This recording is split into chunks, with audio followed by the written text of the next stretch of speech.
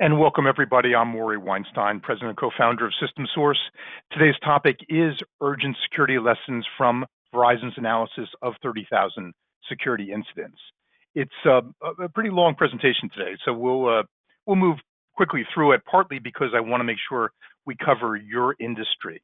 Verizon gives us the privilege of understanding what goes on in certain industries, and many of you are covered by those industries today. So I want to make sure we get all that in.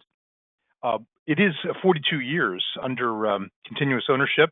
This gray here is real, and I have also left my cell phone number right here in the middle of the screen. You will receive a copy of the deck this afternoon. And if any of you hear something that I should know about, something that something sliding backwards, something that doesn't make any sense, that's why it includes my cell phone number. We hope you're enjoying your pizza. If you haven't received your pizza, please check your front door or your reception desk. Sometimes it's the same thing. And then contact Mike Jones at mjones@syssource.com in case you haven't received your pizza. And thanks, Mike, for putting together today's event. Today's event during the webinar will be in presentation mode until the end, and we'll be using the questions box for questions. Don't hesitate to throw them in anytime during the session. And you'll also tell us what you'd like to learn today so we can actually alter the presentation in real time. Don't hesitate to view the webinar in full screen mode. It gives you the best resolution and clarity. I thought we'll go to commercial for about 20 seconds, and then we'll get right into the meat of today's presentation. Those of you who know System Source, you know we're very heavily involved in the training end of computer and IT. So we train over 600 people a month. A lot of it is in the AI areas, in Microsoft Office areas, and of course, technical and dev courses.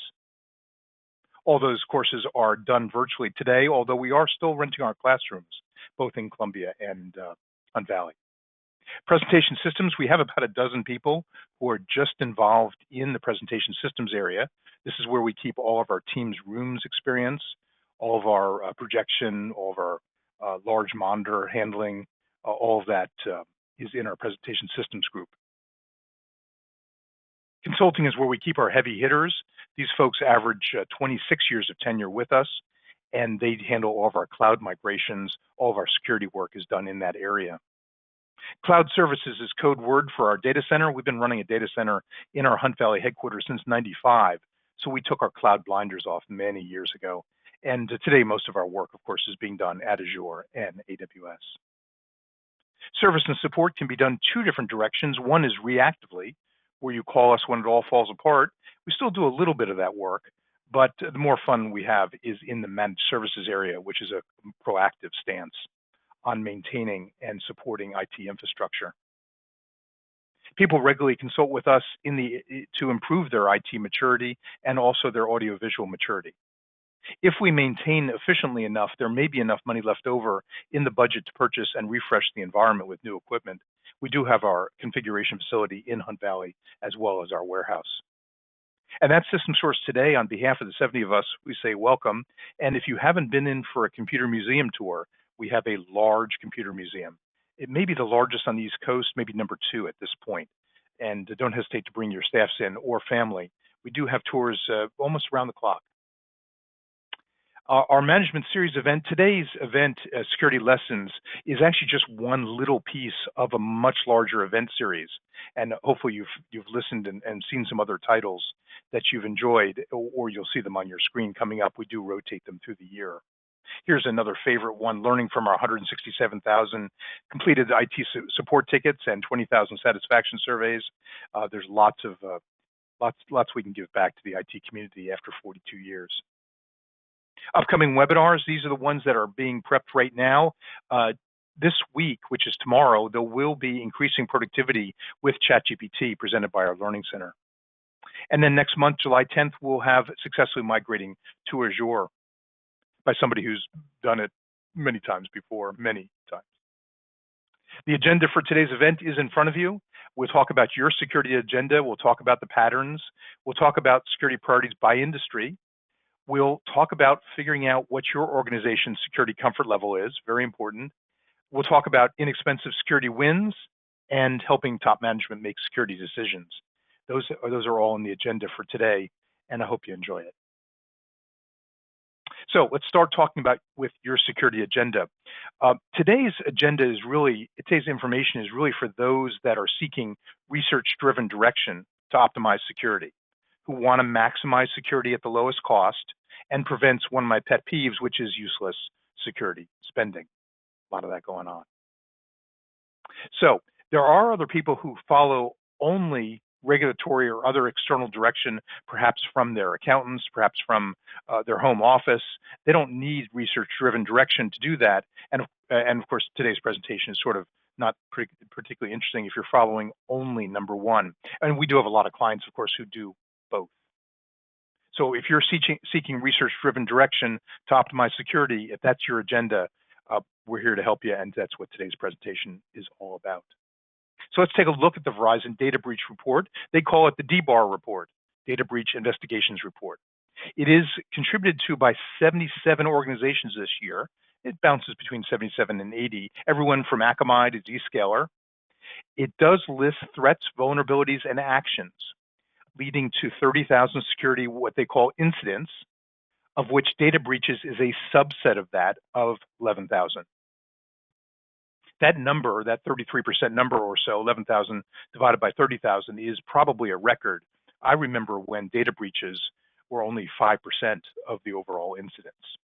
So let's define incidents and data breaches. Incidents is where security penetration is proven, and data breaches is where data is proven to be lost. So data breaches, of course, is a subset at a 30-some-odd% level of the total. Then they categorize by 9 industries. Today we'll be covering finance and insurance and education and a bunch of other industries because we might as well use the detailed data rather than the overall data if we can. Some of you are not part of those 9 industries. We'll use the North American data for you.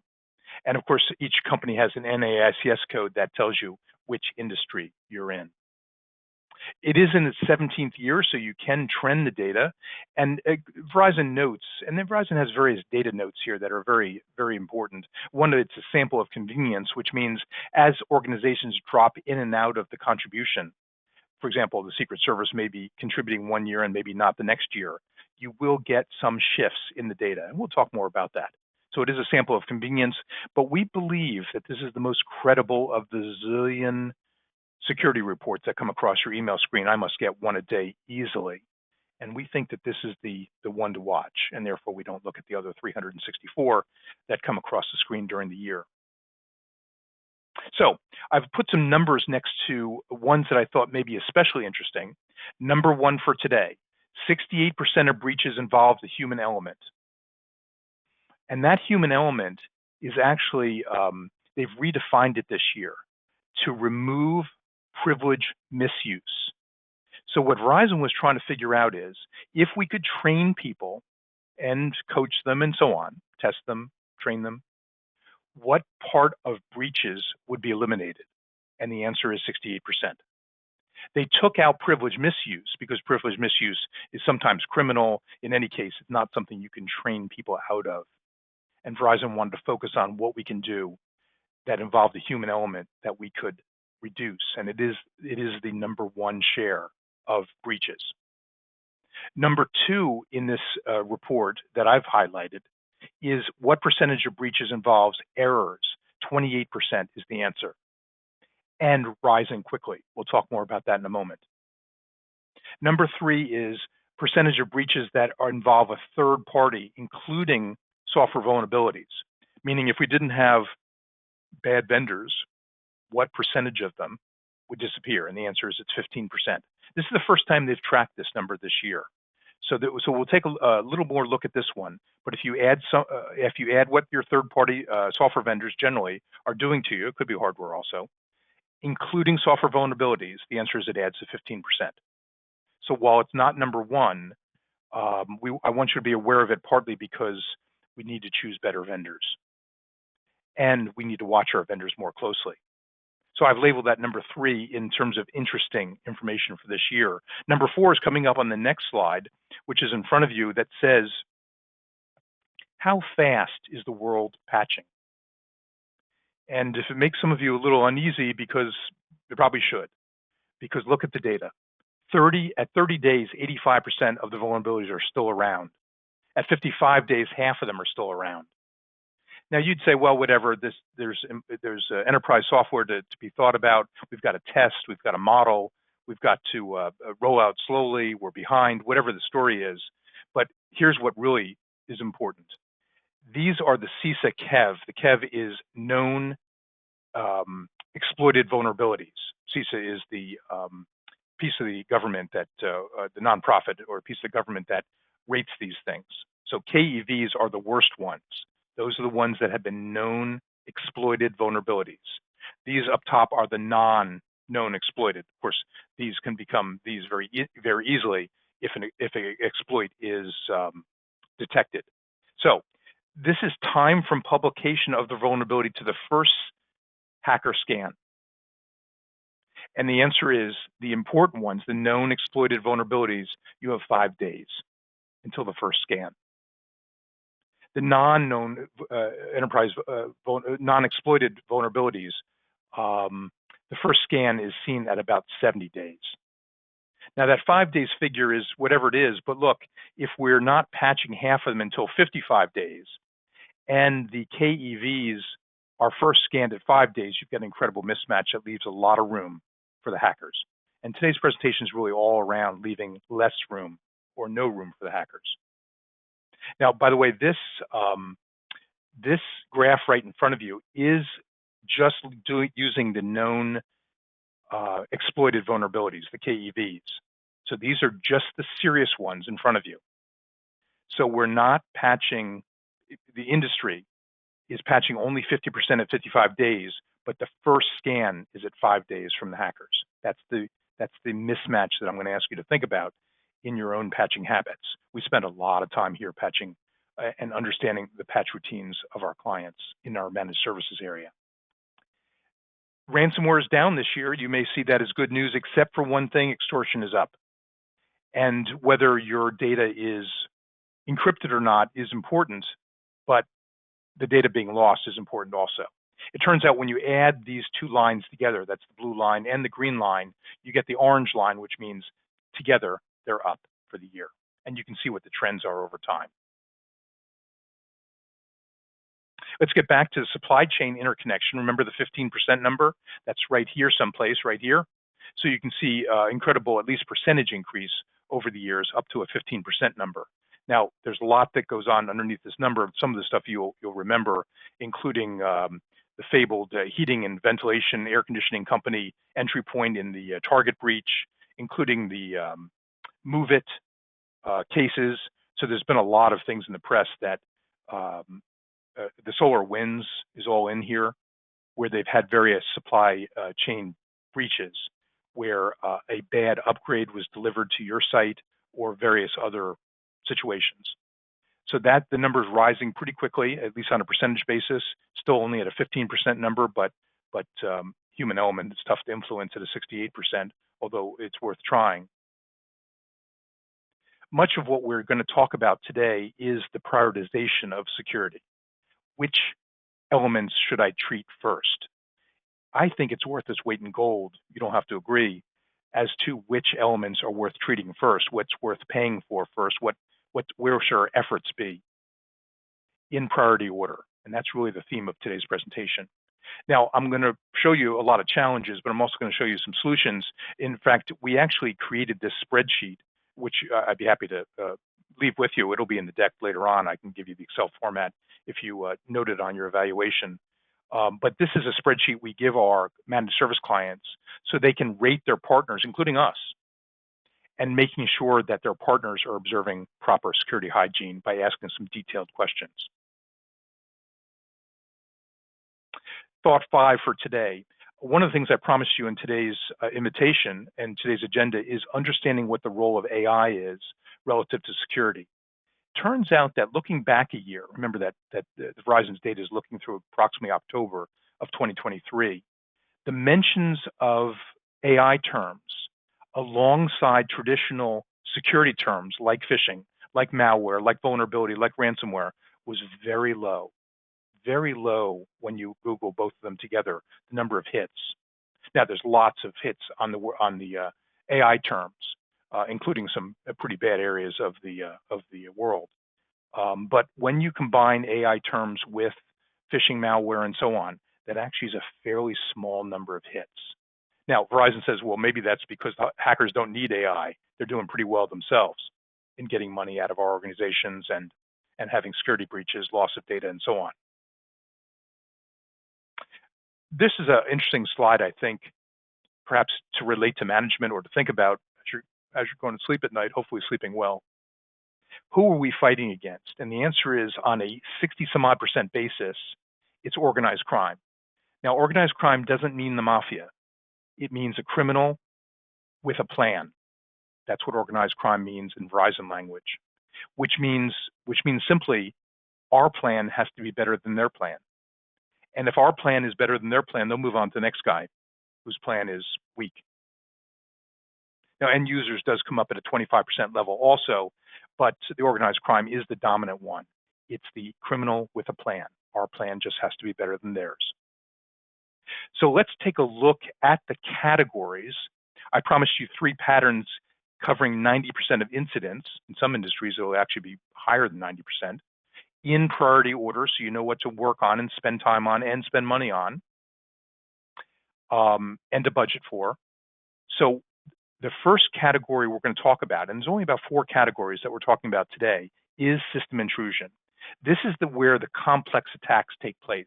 This is where the hackers lurk in your system, sometimes for up to a year. I was actually having lunch. We were enjoying ourselves at the Milton Inn with one client, and we were chatting about security and IT accountability. And what he didn't know, and what I didn't know either, it was not a managed account, is that the hackers were already in his system. We were having lunch at the Milton Inn, and they'd already been there for some time. This normally results in a ransomware. The threats, of course, are all external. The financial motive, 95%, a little bit less than last year. That's what the minus sign means. And so I'd ask you, since you only have time probably to put one hat on each day, think like someone outside your organization with a financial motive.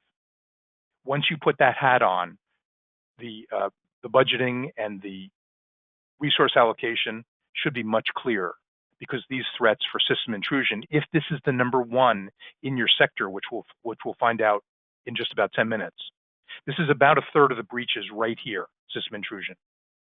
Now, this chart here, I'm not going to explain every inch of it because we have limited time, but it does give us a feeling for the difficulty of your job and mine. So these are steps in system intrusion breaches. These are the bad ones. These are the ones that normally result in ransomware or some other malware. What you're seeing here on the left-hand side is initial access. In the middle, you're seeing the escalation, the lurking, the persistence. And on the right-hand side, you're seeing the results. The only reason I put this graph in today's presentation, and remember the Verizon report is 100 pages in case you're looking for some bedtime reading, today's presentation is just an hour. And so we've cut that down into bite-sized pieces, hopefully. So initial access here is hacking against servers. That's how you read this. Unknown against servers. Escalation, malware against servers, hacking against servers, malware against users. And of course, results are on the right-hand side. The reason I put this slide in the deck is look how many layers are needed. If you don't prevent on the left-hand side, known as initial access, and people get through that, look how many layers you need to avoid a bad result. So if you're ever thinking about the concept of layering, think about this concept of this chart. This is just for system intrusion. Look at the number of things you have to be good at, especially if you didn't get them on the initial access, if they got through the firewall or whatever. On the left-hand side, you see action varieties. This is what happens. Ransomware is the dominant one at 70-some-odd%. And on the right-hand side is how these actions came to pass. People using credentials that they've found on your systems or something. People using web applications. People using email. And one that shows up only about 15%, but is a hot button for me, is desktop sharing software. So our managed clients, we inspect them periodically to make sure there's no desktop sharing software or anything like it. That is not necessary. When we first look at this, I think we had to remove about 95% of it. So there was a security risk there, especially for our new clients that we haven't examined yet. So we do search for desktop sharing software, even though it's at a 15% level. We actually started that before we saw this graph. We just had a hunch that that's not a good situation. Unmanaged, unpatched desktop sharing software, that's not needed. Some of you may be in charge of understanding what your security coverage is for insurance. So this tells us that at a 95% confidence level, which means we're insuring for 95% of incidents for ransomware, you'll need 1.1 million on average of insurance. Now, there are some interesting details here, including 96% of incidents had no loss. This is FBI data from the IC3 Center, which actually gets quite a bit of good play. Internet Crime Complaint Center, IC3. This must tell you that a lot of people call there. It's basically a big call center and have no particular loss. But among those that do, it is a 1.1 million plus at a 95% confidence factor. Now, 1.1 million to organizations your size and even my size is a drop in the bucket, small dollars. It turns out that buying cyber insurance for these kinds of limits and slightly higher is not small peanuts. Cyber insurance is a different animal, both in price and coverage levels, and exceptions and rules, and that's subject for another webinar that we do have from time to time. Verizon, for the first time this year, looked at ransomware as the percentage of your revenue, victim revenue, and found the center is at 1.34%, but there's a wide variation. So it's another way of looking at it, both in a fixed number that you saw in the prior slide and as a percentage of your revenue. And you do see some element of this. For example, there's some kind of crazy software that drives auto dealerships that currently was apparently ransomware. They are talking about an 8-figure ransom, and it's still not running yet. So none of our clients are involved in that, luckily. But you know that the ransomware folks did take a look at their volumes before they established an 8-figure ransom payment. Social engineering is number 2. We just did system intrusion. Social engineering is number 2. Financial gain, put that hat back on. Data loss is credentials. So if you think about those 2 things only, you'll have a better understanding of social engineering. Tactics to exploit our human nature to be helpful. Pretexting is now number 1. That changed over phishing maybe 2 or 3 years ago, according to Verizon. Pretexting comes in as number 1 still, and that's where the attackers use sometimes existing email chains, impersonation as one of your executives, something like that, to convince victims to do something. The IC3 Center also tracks the losses for what they call BECs, business email compromises. Some of you have been victim of this, unfortunately. Usually the payouts are in the 50,000 range. That's the average. Seems to have plateaued. However, now that I said that it's only 50,000, which for most of us, is a single van or a forklift or something like that. It's not a life-threatening amount of money. However, usually there's a sublimit within your cyber insurance that limits BECs to 100 grand a year or each or something like that. I think we have 250,000 here internally. So this is scarily close to the sublimits in most policies. So while it doesn't look like much, it is very difficult to insure for multitudes of these BECs, business email compromises, each year. There is hope, and I don't want to depress you by today's presentation or scare you, because that's not the goal, but there is hope. This is the phish-prone percentage. We don't really believe any of our manufacturers' data, so we test our own. And this is a 55-person sample, real data. And this is the phish-prone percentage. Those of you who are new to KnowBe4 or whatever phishing package you're using, you know that the first time you phish, you get about 20%. That's 1 in 5 people fall for the phishing email. Sometimes a little higher than that. That's very typical. Over a multi-year period, the magic of KnowBe4 and some other packages, KnowBe4 for better for worse is the strongest one we know of, shows that the phish-prone percentage dives downward, stays there, and we've actually seen in this sample go to 0 for 4 months, for 4 periods. Can you imagine if all business problems could be solved for $2 a person per month? It's impressive. Now, it's also very interesting that KnowBe4, and I suspect other packages too, are actually fairly worthless. You won't get this performance unless they're set up properly. We have absolutely determined that. Frequency, whether you use AI, there's lots of pieces of this, and that's not really part of today's session. But we can work with you in either resetting up your KnowBe4 or advising you in some way if you want to reset it up yourself. We have seen, I think we're doing more resetups right now than we are in new sales of KnowBe4 and new setups. It has to be set up properly. If any of you are not yet convinced of the power of a KnowBe4 or something similar, let's look back to the Verizon data. This data shows that the median time to click on a malicious link after the email is opened, after the phishing email is opened, is 21 seconds.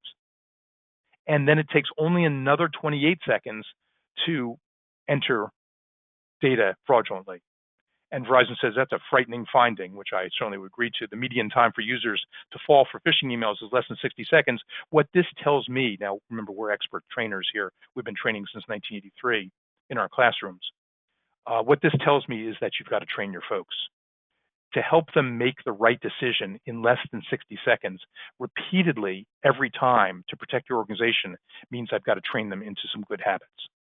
And that's the data behind phishing campaigns. Now, I'm also letting you know that there is some help in the distance. So I don't want to depress you further. The CIS controls are available on the web. And for each of these areas, system intrusion, social engineering, miscellaneous errors, and so on, there's a series of steps you can take. And this data is available. I can't distribute it to you because we don't own the licenses for distribution, but you can pick it up off the web.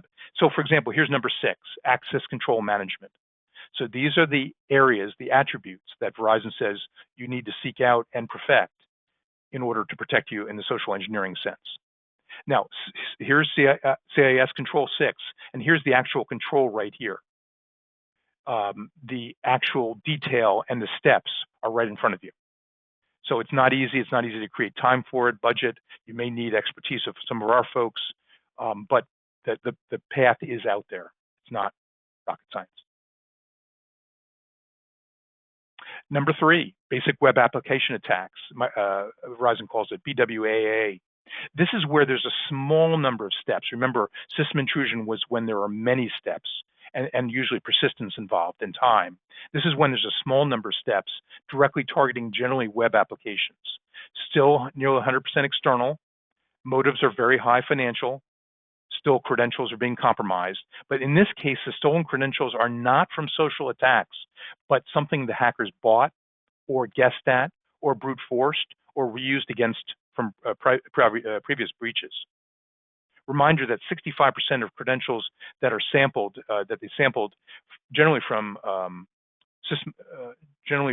phishing, were posted to the web less than 1 day from collection. So it's the industry moving very fast to monetize these stolen credentials. And Verizon reminds us that not all MFA created equal. I think all of you probably know that by now. Anybody still using SMS, for example, to support your MFA, that's a no-no. And Microsoft will actually remove that before too long, at least they say they will. And anybody not using the digits on your Duo or your Microsoft Authenticator, that's a no-no also. Not all MFA is created equal, is what Verizon reminds us. There's interesting, they do survey large and small organizations, and it turns out there's not much difference between large and small organizations, including in basic web app attacks. The biggest difference, by the way, for those that are interested in it, is the speed of recovery. Large organizations have much more people around to help speed in a security incident recovery. Otherwise, there's not much difference between large and small organizations. I found that quite interesting. Again, we're using our internal data. This data in front of you is foreign logins that were fraudulent. In fact, we took out the word foreign. This is all logins that were fraudulent as of Q2 2022. So right here, these are all logins that are fraudulent among our thousands of users that we manage. There was an 8-month period recently for which there was 0 fraudulent logins. Now, we didn't do this all by ourselves. Our clients are buying better licensing, they're phishing better, they're training better, they're encouraging their folks to take phishing seriously. There's lots of pieces here, but 8 months we were at 0, and then we had 1 recently. but you don't want the hackers in your email accounts for lots of reasons. Next one, miscellaneous errors. This is the last one, last category that we'll be covering today, and then we're going to figure out in which industry are these relevant and in what order. Miscellaneous errors are unintentional actions, unfortunately directly compromising security. So when you send something to the wrong recipient, either via the mail or fax or whatever, email, unfortunately that is noted as a breach because you can't bring the data back once you send it. So sending to the wrong recipient, misdelivery that's the definition. This is at 5 times last year. Now Verizon does say, look, the regulations change. Sometimes our contributors change a little bit from year to year, so there may be some data sources changing, which may generate more miscellaneous errors. But as the regulatory screws turn, you're going to see more reporting required of miscellaneous errors. But 5 times last year is a big number. Misdelivery is number 1. Misconfiguration is getting better. Those are unsecured databases or storage. Sometimes at AWS and Azure, they actually require this or that, where years ago it used to be optional. So the misconfigurations are getting a little quieter. The threat is all internal, of course, and the data loss is personal data at the 94% level. And a reminder that it generally leads to immediate loss. Nearly 100% of incidents were categorized as breaches because once the data disappears from your place, it is not returnable. This does include paper documents as well as electronic, and interesting enough, disposal errors are also declining. Less people burning stuff in the parking lot and unsupervised disposal is declining. So there are seeing some shifts here and some progress. We talked about, so this is miscellaneous errors only. What we're seeing here is misdelivery. We know that's the big one. Misconfiguration is a weak second or third. It is end user related. A lot of data going out inappropriately through end users. System admins at a much smaller number, dev at almost a trace number. Those are big shifts from prior years. So we've now learned about the categories, or at least the categories that are relevant to you folks today. There are other categories out there, including lost and stolen assets and more, but they're not applicable to the organizations that were in today's registration list. So I didn't try to elongate today's presentation. So we're going to cover education, we're going to cover professional services, we're going to cover finance and insurance and public administration. Everyone else on today's session, I'm going to put you under North America. This is the North American security patterns. So number 1, 2, and 3 are right here in terms of categories. I'll show them in deeper detail in just a moment. External at a 93%. That's the hat you have to wear. Think like an external party. Financial at a 97%. By the way, I love the 80-20 rule. Even the 90-10 rule is even better. And I'm going to show you how that applies in just a moment. So here are the top breach patterns in order for North America. So this is relevant for all of you that were not in the industries I listed just a moment ago. System intrusion is number 1, social engineering 2, and basic web app attacks is 3. So I'd like for you to think about, while you're doing your planning, budgeting, resource allocation, detailed planning, to use this and do it in this order. Working on number 3 when number 1 is burning, and you know it because Verizon tells it to us, that's a no-no. That's a management error. So we know that system intrusion are the complex attacks, usually multiple steps, as many times involving ransomware as an end result. There must be several of these you must have a breach that actually allows you to have multiples, because this is 56% of the breach patterns in North America all by itself. So that's where we are. Now that's a 91% number that's up again versus last year. So what that tells me, that if somehow you and I together, or you separately, were to eliminate or to reduce substantially system intrusion, social engineering, and basic web app attacks, you have mitigated your security exposure by 91% of breaches. I use breaches instead of incidents because that's the worst of the two, the worst case. That's where data is proven to be lost. So if we get good together or apart at these 3, number 2, by the way, is fairly easily solvable. So these things are not monster mountains, but work them in this order and think about the 91% number. That's a great number. You still have 9% of breaches in other categories, but If you can work these down, this is the 91%, 90-10 rule. If you're in education, there are many people in education today joining us. Purvi, you're one, Matthew, another, there's many of you. You have an NAICS code of 61, you know who you are. And the top 3 are the same as last year. And we're going to take a harder look at them in just a moment. So I'm going to move through these quickly. You'll get a copy of the presentation later. But for the education folks at a 90% level, that's up versus prior year. System intrusion is 1, system engineering 2, miscellaneous errors 3. More than half of the miscellaneous errors are misdelivery. You see where using the data starts to focus us so that we can make inroads. I think misdelivery of data is, obviously you can't eradicate any of this, is suppressible. I think that social engineering is suppressible using KnowBe4 and some other tactics. System intrusion is not easy, but something we can work on together, patching and so on. So I think that there's hope for us. And if we're able to not so much solve, but to mitigate these 3 areas, you've covered 90% of breaches. It's a big number. Moving on to finance and insurance. We've got plenty of finance folks, Robin and Tony and others. Yeah, I'm going to use first names only to protect the innocent today. But finance and insurance is in front of you. You've got an NAICS code of 52. And there has been some movement in this area. System intrusion has overtaken miscellaneous errors and basic web app attacks as primary threats, indicating a shift to more complex attacks. Here you're seeing more internal, 31%, although it's dropped from prior year. That's what the minus sign means. Still seeing the financial motive. Often the financial motive is not against your firm, but against other firms or their next firm. Miscellaneous errors continues to plague this industry. Misdelivery is an ongoing challenge, and that's why you're seeing as number 2. So you're seeing them in different orders. You're seeing a big rise. That's why I put the plus there in system intrusion in this sector. And unfortunately, it's not a 90-10 rule. It's a 78-23 rule. So you don't get quite the concentration that you do in some other sectors. That's unfortunate, but that's what the data says. The drop-off of basic web app attacks, they dropped off the top 3 in this sector, indicates the attackers are being forced to work a little harder to compromise organizations. So that's good news, bad news thought. You've made them work a little harder. In the information sector is, let's see, who's in the information sector? Brendan, you're in the information sector. Top 3 attack patterns are the same as last year. Now, there's been a lot more breaches covered in the Verizon report this year. The 30,000 is way up. However,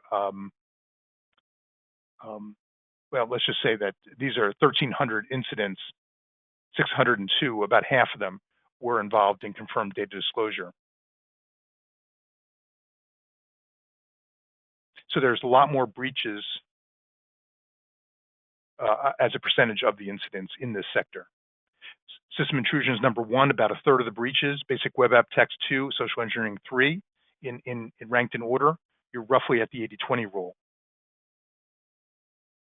In professional, technical, and scientific services, this includes all the consulting firms. So for example, Samuel, you're in this area, among others. Social engineering, a top threat in this area. We'll take a look at the rankings in just a moment. Social engineering 1. And I love social engineering as 1 because I've got the data and KnowBe4's got the performance together if it's set up properly to, I wouldn't call it eliminate this area, but take it way down. Pretexting is at 20% of breaches. All of you know the pretexting is impersonation generally. Hijacking those email trails as they enter using your credentials or some credentials and getting money based on that email trail is a very high use of these pretexting. Number 2, system intrusion down a little bit from prior year. Miscellaneous errors is up as it is in many of the finance sectors. 85%, a little less concentrated than last year, but still a high number. Public administration is next, and this may be represented today by David, among others. Miscellaneous errors, system intrusion, and social engineering are the 1, 2, and 3. You do see a lot of internal cause breaches here. Remember that the external was a big number here, it switches, as sometimes it does in the healthcare sector too. I don't know that we have anyone in the healthcare sector with us today, which is why I didn't include it. But you've got to watch the internal actors. 59% of breaches, way up over prior year, and that has to do with the employee carelessness and the errors accounting to most of those breaches. Taking a look at each one, miscellaneous errors, which we just talked about, is number one. That's up over prior year. Two, system intrusion. Three, social engineering. In this case, sent to wrong recipient, including faxing. The errors are half the breaches are just in that area.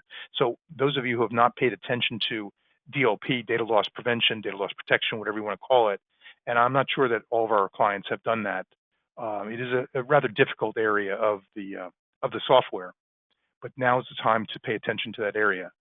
The good news is most of you, I suspect, have licensing, so you don't need to buy anything new. It's an implementation project. Seeking a security comfort level. So next is the agenda item. It's a very important agenda item, and that is, how do we match the solutions out there with the security comfort level of our organization? Each organization has a different security comfort level. Some are ready to accept more risk, and some of them need to accept less risk. Just depends on the organization. So our job is to match, and your job too, is to match these solutions to the risk level of your organization. And in doing so, we can create a better plan and a more pertinent plan. One of the examples I could give you, one of the extreme examples, is if you invest with Fidelity Investments or Schwab or Vanguard or whoever your favorite investment house is, when you call them on the phone, or you go to Towson and you stop in the Fidelity office or wherever, you'll see that they're very heavily trained, very nice people, and they're working at roughly half speed. These firms are managing $7 trillion each of other people's money, and the security is turned up to full blast. Do you see where different organizations have different comfort levels? And our job is to match the solutions out there to your comfort level in your organization. Now, the yellow ones, by the way, are just some of the basics. Those are the ones that if you haven't conquered, you're going to have a bad day. I can't predict exactly which day it is, but you've got to conquer these basic ones. I also have other versions of this chart, and of course, there's always more in research right here, break glass accounts, pass keys. There's all kinds of research that we have behind the scenes at SystemSource that we use in our lab time. So we're constantly changing this chart. But some people seek a security comfort level by outsourcing their IT, perhaps to us. These blue areas, by the way, are actually in scope for managed services with us, assuming you have the right Microsoft licensing. So what you're really seeing is nearly all the pieces are in scope with our managed IT. You can also produce this graph for those that don't have unlimited budgets or small budgets, those that are going through rough patches. Security does not have to be expensive. For under $1 per user per month, all these green ones are possible. Again, we're assuming you have a reasonable Office 365 Business Premium or Enterprise licensing or something like that. So these things don't have to cost a lot of money. $1 user per month. Some people want to know, where should I spend time now that my users are at home, either full-time or part-time, hybrid, operating remotely, whatever. And these are just, the red ones are the areas which I would highlight for those that are working to produce better at-home computing experiences and more secure. For example, one of the favorite ones here in front of us is application control right here in the middle. Application control, and we use ThreatLocker for this, works pretty well. We use it here internally. One of the studies that came out from BitSight Technologies, you don't know the word BitSight perhaps. BitSight is actually doing most of the security vulnerability testing for cyber insurance companies. So when you go for a cyber insurance quote, they head out to your IP range and they see what's going on. And they do this pretty routinely. So they actually studied malware on home networks versus the same employees on their corporate networks. And they found that the home networks were infected at roughly 3.7%, roughly 3.7x times the rate of the corresponding corporate network. There's a lot more malicious going on at home, And therefore, application controls and multiple layers become more important than ever. That's why it's in red in front of you. Seeing security through management's eyes, one of our roles is to help top management make security decisions, like who's going to do all this work. Include budget amounts, making sure that lifecycle maintenance, that if you buy new software X, there's a whole life cycle of maintenance and budget that needs to be behind that, making sure that's well known. Formally listing security risks. We find that many organizations don't understand the risks that they're assuming or insuring for. Understanding those risks in order to make better insurance or investment decisions, very important. Helping select cyber insurance terms and dollars, reading those policies, making sure we understand them, prepping security metrics, especially ones that we've made representations for to cyber insurance companies, make sure those metrics and those representations stay in place during the term of the insurance. And of course, understanding the impact on end users. We know, like for the Fidelity example that I talked about a moment ago, security can have a pretty heavy impact on user productivity, but it doesn't have to be that way. So balancing that is part of our roles in helping top management make those decisions. So what I'd like to present to you is Gartner's Run, Grow, and Transform model. So this answers the question, who should do all this work? Gartner has some opinions on that, and they suggest to us that not all IT tasks are the same, and that we should plot them on a graph like the one in front of you. The axis here, the y-axis, is business knowledge. How much knowledge does it take to do that task? How much knowledge of the business does it take to do that task? And then what competitive advantage does that task give us? So for example, if we were creating a dashboard or putting in a new ERP system, that would require a lot of business knowledge and give you a good competitive advantage if done properly. Therefore, it would be in the upper right-hand corner, maybe ERP, maybe a dashboard. In the lower left-hand corner, you may find things like backups or end-user support that might not give you a high competitive advantage and doesn't require a monster amount of business knowledge. So Gartner suggests that we plot these, all the different tasks that we do, and that they're not all equal. Then they say, let's overlay the Run, Grow, and Transform model. Transform is up here, Grow is in the middle, Run's down here in the bottom left-hand corner. So we know that ERP systems and dashboards are up here. We know that 365 management and backups and so on are down the bottom left-hand corner or so. And Gartner says activities that are in the upper right-hand corner, called transform activities, you own those. In the bottom left-hand corner, Gartner calls those run activities. Generally, you outsource those. The activities that go in the middle, those are the ones that you need in order to grow your business at standard organic rates, 10% a year, whatever. Those you partner with and outsource. You handle some and you outsource others in some partnership.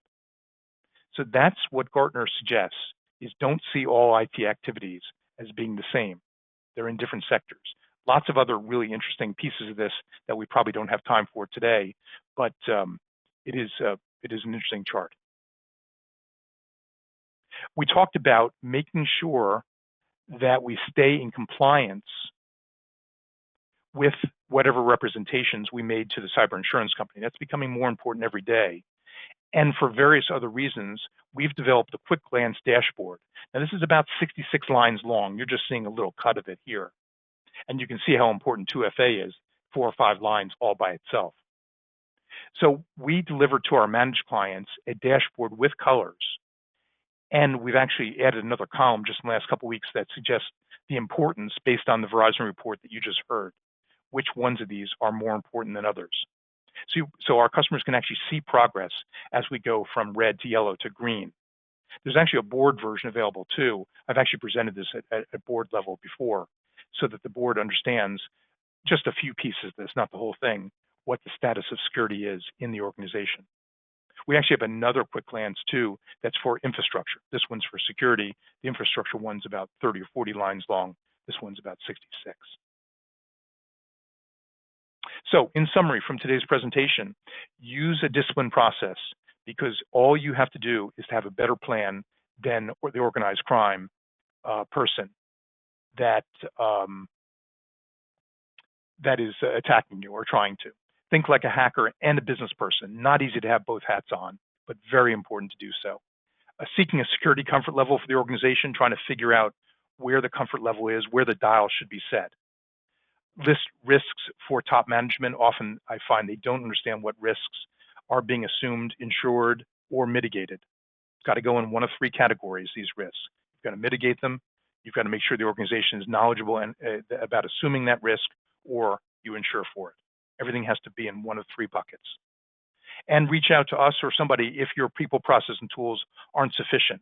We often find accounts that are pretty good at two of these and not so good at the third one. It doesn't even make any difference which one they're good at. But you've got to have all three in order to be remove yourself as being a soft or easy target for the hackers. One of the elements, of course, is training. We do a lot of know before work, setting it up, selling it, renewing it, and so on. But we also have other security courses. And Michelle Robinson runs our learning center does have some discounted rates, some promos on some of the security courses. They're all available at sysource.com/training. These are, let's see, these are, it says all classes below are guaranteed to run. That's pretty good. Okay. We'll take questions, and questions starting to come in. And you've also noted when you registered, you may have had some thoughts as to what you'd like to learn today, but don't hesitate to throw some notes in the questions box, and we'll get answers to them either today or after the session. So let's start with Bill. Bill, you've asked about, isn't ransomware and extortion the same thing? Could they just be considered reclassification errors? That's an interesting question that you have, Bill. They've actually put extortion underneath the category of, let's see, which category? It's going to be this category right here, social engineering. Why did they do that? Because when you open up your email screen and someone says they've got your data, how do you even know whether it's real? How do you know what kind of threat it is? They're playing on your fears in reading that email and asking to respond, sort of like a phishing email. And that's why Verizon has put it, I think for the first time this year, under social engineering. Now, the hackers are also seeing that they can get substantial dollars from our organizations just by stealing the data. They don't have to go through the encryption and the difficulty and the detection path, right? Many of us have figured out how to prevent some, maybe most, ransomware cases. Well, the hackers want the money. They don't want the stop. They don't want anyone in their path. So they're having some new techniques, which we can talk about sometime. But one of the techniques they're using is they don't encrypt at all. They just steal the data because they know they can get money without working real hard for it. They don't have to lurk in the systems for long periods of time. They can escape detection relatively easily. So that's why extortion and ransomware, though they add together in one of the Verizon graphs as an increasing threat, they are different, very different. And one of them belongs in social engineering. That's the extortion, because you don't even know. They're playing on your level of fear, maybe appropriately so, in sending you an email saying, I need this amount of money, otherwise your data is going to be published. Hopefully that answers your question, Bill. Don't hesitate to put another note in if you have more thoughts on that. I'm wide open to your thoughts. Purvi, you asked when you registered, whatever you can teach us. That's really the role of today's presentation, is for those that are curious and need more information as to figure out what to do first, second, and third. Time is short, budgets are tight, so we've got to be careful with them. And to understand what goes first, second, and third, I think it carries some real value. Matthew, you asked about latest threats and trends in cybersecurity. I hope you got what you came for today. Verizon is one of the very rare reports where you can actually get trending, because they've done it for, I think it's 17 years in a row. We've been following it for probably most of that.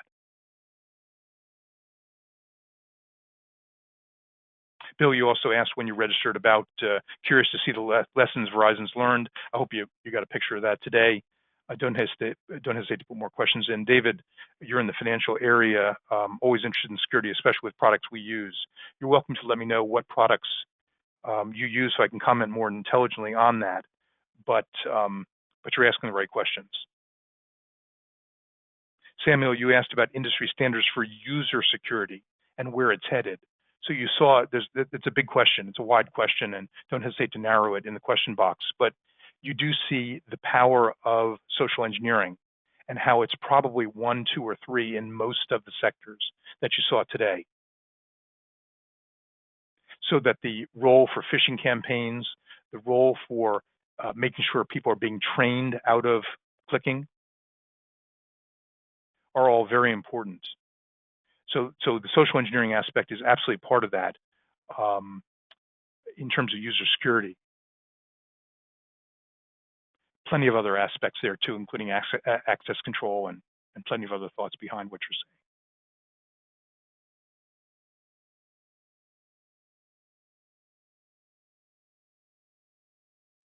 Bill, you've noted that extortion doesn't necessarily mean your information was taken or encrypted. Interesting. Yeah, no, extortion is a separate category. It's when you wake up in the morning and you see an email or something appears somewhere that says, we've got your data and we want your money. It doesn't mean it's true, and it doesn't mean that data has been encrypted. And in fact, they are skipping over that step sometimes because it is a relatively difficult step for them and does involve lurking for sometimes long periods of time in your systems. They want quick money. They want it now. They want to move on to the next guy. Hopefully I've gotten your questions answered that you put in during registration time. I'm going to be quiet for a moment because we have 4 more minutes. I'm going to be quiet for 1 minute and see if anyone has additional questions, and then we'll close. I appreciate your time. Go ahead. Any other questions?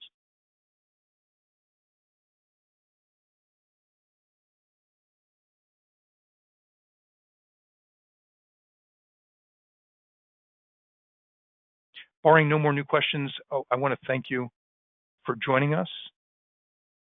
And if you have other thoughts, don't hesitate. You'll receive a copy of the presentation later with an evaluation, and we'd love your thoughts. It helps us improve.